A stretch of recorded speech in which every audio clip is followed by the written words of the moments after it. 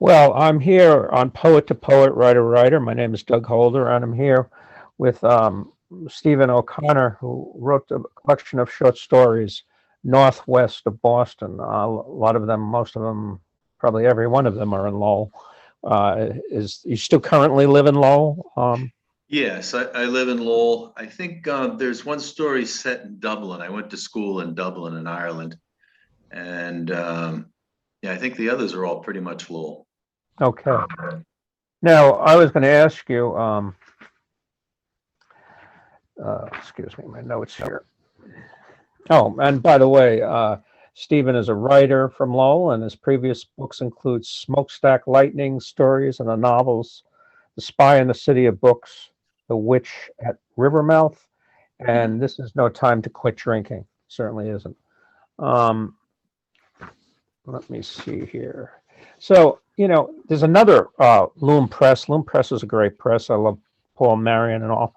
Um, and he writes about Lowell. He wrote Mill Rat. You familiar with Michael Casey? Mike Casey. Oh yeah, I love Mike Casey. Yeah, he's good, and I've interviewed him a number of times. Yeah. And I grew up in the sprawling suburbs of Long Island. I don't think it's not really my Paterson, New Jersey. William Carlos Williams wrote about it, but it's Hmm. not something that inspires me. But obviously, it's inspired you. You still live there. What is it Yep. about the city? Well, Lowell is an immigrant city, of course. So um, my grandparents, three of my four grandparents came from Ireland to Lowell. And one of them, my mother's mother was born in Lowell, but her parents came here from Ireland. And it's funny, last night I'm teaching adult ed at night, immigrants, and I have a guy, Khalid from Morocco. And I said to him, so Khalid, how did you end up in Lowell? And he says, Lowell's a nice place. So I said, okay, I guess that's how my grandparents ended up here. There was work here. I guess there still is. He has a job. And of course, in those days, the mills, they all worked in the mills for a while. And my grandfather became a house painter. The other grandfather became a cop, which was not unusual for the Irish at the time. And so, like, for example, I mentioned I went to school in Ireland. And at the time, this was 79, 80. There was, of course, it's Dublin. There's a lot of interesting everything, history, culture, pubs. But after a while, after about a year, I kind of missed, there was very little diversity, So when you're in Lowell, it's like, there's the Greek restaurant, there's the Thai, there's the Cambodian, there's little Cambodia. There's pretty much everybody is here from the world. And I just got used to that. We have, the African festivals, the Puerto Rican festivals. I played soccer for about, I don't know, 35 years. And I played with guys from Portugal, from Africa, from all over South America. My wife is from South America. I played in a team with all Colombians and me. And once you get used to that, it's kind of hard to go someplace. I love the woods and I love nature. And I go up to these little towns up in New Hampshire and I say, oh my God, it's beautiful. The woods, the mountains. But there's no Cambodian restaurants. I went into this little, antiquity store in Peterborough, and I'm like, this is it. I mean, it's just all white people. And, of course, I got nothing against white people, but, uh, you know, um, it's just kind of boring, you know. Yeah. Um, That's what and I feel about like when I go to Market Basket in Somerville. You go yeah, in there like United Nations of supermarkets, every ethnicity. And yeah, you just get used to that. yeah. Um, and then, through the book, there's a lot of the sense, that classic sense of Irish fatalism. Maybe you could speak a bit about that. This is what it is. And yeah. Oh my God, the Irish element is something that I guess I never realized how strongly it impacted me because you don't question the things you grow up with.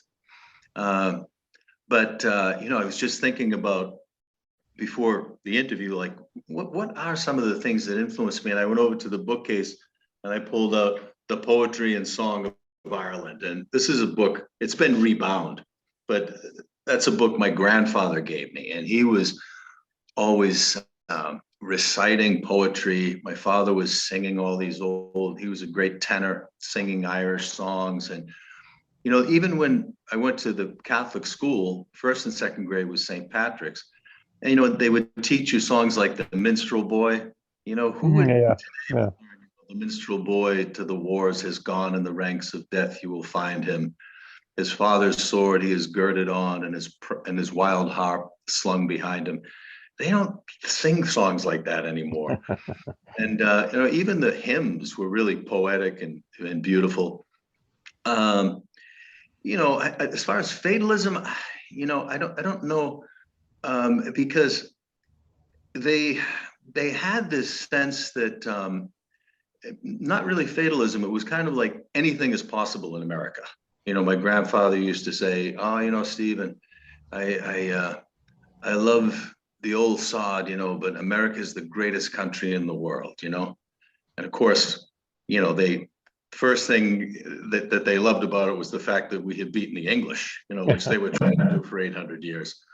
And so there was kind of a lot of optimism about, being proud of the country, proud of the city of Lowell. And, they all fought in World War II, all my uncles. Well, one of them, the youngest one, he's still alive. He's 91, Edmund. He was in the Air Force after, World War II, after Yeah. World War II. My late father was in the Battle of the Bulge, remember? Yeah. Oh my God. Yeah. But yeah. Yeah. So okay.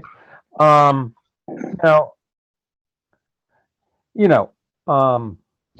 I was going to say I could relate. Being 67, I could relate to a lot of the characters in here. Things are starting to ache, and Oh, yeah. yeah, Now and you're talking about the new book, Northwest of Boston. yeah. There's some characters in there, and I was going to say that it's almost like they. I guess there's a sense of fear and acceptance of their fate. Would you comment on that? Fear and acceptance of their fate. Okay. I'm trying to For think. instance, the restaurant cook who said, "Look, Oh, yeah." I was thinking of him particularly, and others. Yeah. yeah. Yeah, that was based particularly on a guy that, I think I have a note at the end of the book, Gary Boyle, and he doesn't mind that I use his name. And he was a bank robber, and he did 20 years in jail. And while he was in jail, he started to read a lot. And of course, you can't do drugs or drink in jail. Well, you're not supposed to anyway. And so he started to kind of come into his own, or, what did James Joyce say? The birth of the soul is slow and much more mysterious than the birth of the body. So he found himself, or whatever. And so he eventually got out, and he's a good citizen now. But, he told me that thing that struck me, that he said, I never wore a mask when I robbed banks, and I was like, well, that wasn't too bright. And he said, no, it's just, I just figured, like, I'm doing what I'm doing. I am who I am if I get caught.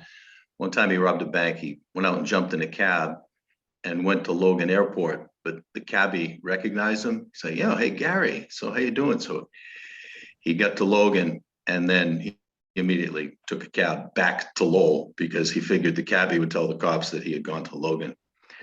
So yeah, he's there's so many interesting characters, so that's one. And I remember I was working in France, and I was telling all these people one time some stories about some of the people I knew in Lowell. And I remember I said to them, well, you must have people like that in your town. And one of them said, no, we don't have anyone like that in our town. And that's when I began to think, wow, Where are they from? Newton? they were French people. Right. Yeah. Right. And in Dublin too, a bartender said to me one time, I've been to Lowell. And I said, "Oh, really?" I said, "What did you think of it?" He said, "Oh, it's an old town with a lot of character and a lot of characters." And I said, "Geez, I couldn't have said it any better myself, you know." So That's yeah, true. yeah, as you know, it's very difficult for me anyway. I don't really make characters up out of whole cloth. Like usually a character is, some percentage of a person I've met or known. So they're Or some, composites. They're composites, a lot yeah, of them. yeah, it might not be 100%. And including myself, a character could be, based a lot on the way that I think and see the world. And Was the gentleman who was a garbage hauler who fell in love with the piano, had an epiphany? Was that based on you? yeah, pretty much. I mean, my father had a drywall company, so my brother and I grew up doing drywall all the time, and there were a lot of interesting characters in that trade. My father never drank or smoked or swore. He'd get on his knees every night and said his prayers, so he was a little bit out of place in that world. And they would call him, "Can you come and bail me out?" And these things. And so yeah, I met, I worked for a Greek company, Debilis Construction. I put a lot of that in the book, The Witch at Rivermouth, and interesting characters. And that incident actually happened that I describe in there with the piano. But of course, what came out of it and everything is fiction. But the Oh, incident itself is something that I thought about. oh, okay. You never restored it or got in a fight over it, or No, no? Okay. no. That's too bad. Um, you know, when I first started reading a book, some of these characters remind me of characters maybe in one of my favorite writers is George Higgins. Some of these down and out Mm, characters, but it seems, and Higgins is a great writer. I'm sure you'll agree. yeah, Friends of Eddie Coyle and all yeah. that. Somebody just said the other day that's the best Boston crime book ever written or something. I think so. I teach a Boston Lit and film course, and I always use the Friends of Eddie Coyle, but the kids don't like it that much because it's not sexy. It's sort of 1970s Boston was kind of drab and things Yeah, like. But I try to give them a sense of what it was like. But yeah. getting back to that, I mean, your characters seem more though than let's say Higgins. They're really seeking redemption. I mean, it seems like there was some Yeah. transcendence or something. They're actively going for it. There's a spiritual quality about them, a lot of them. Yeah, I suppose that's true. I mean, I never liked reading books or seeing films where, you just watch somebody go down the tubes, like my sister said, "Oh, you have to see this movie, Star is Born, the new Star is Born," and I put it off. Eventually, I watched it. It's like, it's just like watching someone slowly commit suicide. That's, why do I want to watch that? Um, so like the guy in Down to the Crossroads, the blues singer that's living in the shelter, he's trying to pull it together and quit drinking and get his life back. And I wouldn't want to drag the reader through however many pages it is and then just have him fail. So I said I have to, because there are people that do pull themselves together and and get their lives back, and I think it's good once in a while to to not that every story has to have a happy ending, but I think it's good to see people sometimes anyway succeed and Yeah. get some redemption. How did you? There was this great film I saw, an Irish film, The Banshees of uh Inchmore, in a Sharon or and then Sharon. Yeah, did you see that? yeah, I Now, did. what'd you think of that? Just out of interest. Well, I liked it. I mean, I love the character of the old woman, Mrs. McCormick, with the long pipe. She was like something right out of Irish mythology. And my cousin the other night gave me her theory that it's sort of a takeoff on James Joyce's The Dead. Okay. And it would take me too long to explain her theorizing about it, but it was kind of interesting. But it was just they're kind of on the periphery of action being out there in this island. There's no such island. I mean, obviously where it's filmed is real, but they made up the name of it. But the Civil War was taking place on the mainland, and they're kind of, away from everything on this island. Um, did it make sense? Not really to me, because if Brendan Gleeson, that character, wanted to, I can't waste my time with you because you're dope and life is too short and I'm a musician and I have to produce this You're great. right. He's cutting his fingers off. Yeah. Yeah, then, well, you're not going to make any music with no fingers, right? So but anyway, and I also didn't see why would he want to be friends with the cop, who was a horrible character, and not be friends with Colin Farrell. But anyway, it was interesting, and any movie that you're talking about and theorizing about after you see it is good. Yeah. Did Yeah. you? And what I mean, there's always that exaggerations of cultural stereotypes. I mean, how real is it? I'm a Jewish guy. This stereotype that we're cheap or whatever, and which is in my case I am. But the but the Irish and drinking, how much is that of, or is it so embedded in the culture and the Irish drunk, that symbol? Is that just a Well, highly exaggerated? yeah, it's kind of a complicated question. If you look at Europe as a whole, and then drinking in those countries, I mean, I don't think Ireland comes out on top. There's a lot of drinking in Germany. There's a lot of drinking in Belgium. There's a lot of drinking in England and Scotland. But there is kind of this thing of, like in that song, Carrick Fergus, I'm drunk today and I'm seldom sober, a handsome rover from town to town. And I read, you mentioned you're Jewish, and I mentioned that I read this thing once, and it was talking about there's a very low rate of alcoholism among Jews. And they said that the theory was that alcohol is used very often in ceremonial things and at gatherings, and that for the Jews, a drunk was someone to be pitied, but for the Irish, he was someone to be envied. And maybe that's because the famine, well, I was going to say oppression, but the Jews have certainly had their share of oppression. Right. Right. So, but that's one way the Irish dealt with it was that escape. Right. Well, I must admit, I have a nice whiskey at the end of the evening usually. So. Yeah, I'm doing that dry January thing. Oh, okay. Yeah. Yeah. I don't know what that is, but yeah. Yeah, you don't drink for January. I'm going to try to get to Valentine's Day. All right. You have to give your liver a break every now and then.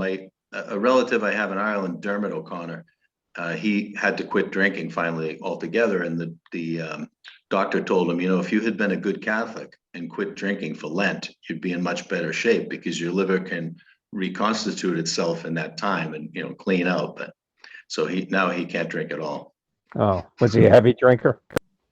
I would say so, yeah. Yeah. I went camping with him once, and he brought a case of whiskey to go camping for a few days, and I was like, I don't think we're going to need all that, Dermot. Jeez. Oh, anyway, I'd like you to read a passage from your book. Your book can be bought directly from the Loom Press website, and I imagine Amazon and the other suspects, right? Yeah, loompress.com, Amazon.com.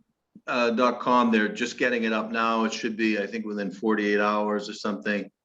And yeah, that's it.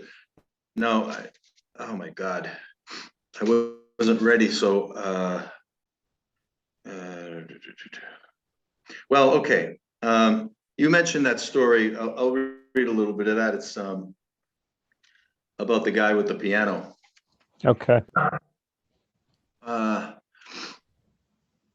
Often, this is called Work, Music, and Love.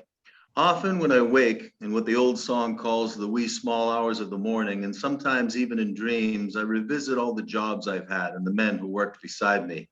I bless them, and I bless every truck I loaded and unloaded, every cracked or broken slate I ripped from a roof to replace with a whole one, every sheet of drywall I finished with a trowel in my right hand and a hawk in my left, alongside old Steve Quinlan at Chesterfield hanging from his lips, both of us smiling as in another room my father sang, "I'll take you home again, Kathleen," while he mixed joint cement into a bucket of sand finish.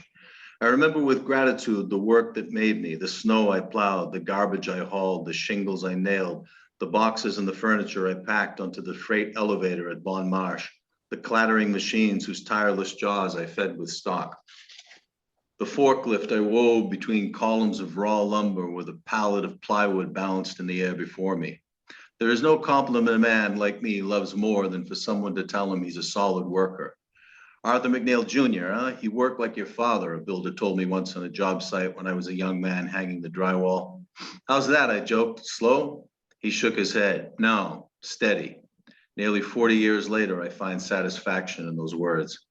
I was a working man. I tried college, and I wasn't a bad student. I've always enjoyed reading, but I wanted to work, not shuffling papers in some cubicle in an office, but doing a job that you could see was done at the end of the day. I took pride in whatever I did. And I would never be the one to ask, is it time for lunch? Or to say, let's call it quits, or it's too hot to strip a roof today. I would work until my back ached and my hands bled. And when the boss called to wrap it up and I sat down for a beer on a Friday with the roofers and the framers, sometimes I could hardly get up and it felt good. Nice. Yeah, I remember that passage. That's a very good one. I was going to mention that throughout the book, you have a lot of quotes from everyone from Bing Crosby to William Shakespeare, and I think that adds a lot. It really does. Your thoughts on that?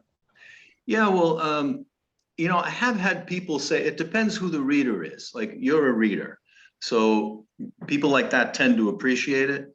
And I've had people say like the Spy in the City of Books. It's the City of Books is the apartment the old man lives in. It's like his library, and he calls it the City of Books, which is something I got from a French, an old French story, The Crime of Sebastian. Oh my God, my memory these days. The Crime of Sylvester Bernard, and in that book, there's also a lot of that. And somebody said, I know it's called the City of Books, but there's a lot of quotes in there. And, some people say, oh, I found, it's a lot of words, too many words. kind of like Amadeus. Remember when the king said, there's too many notes in that opera. And, but you ever have a student say, why is there so much writing in your writing class? Yeah. Oh, I have had that. Yes. Yeah. So this is what we're going to do. Read and write. It's English. Yeah.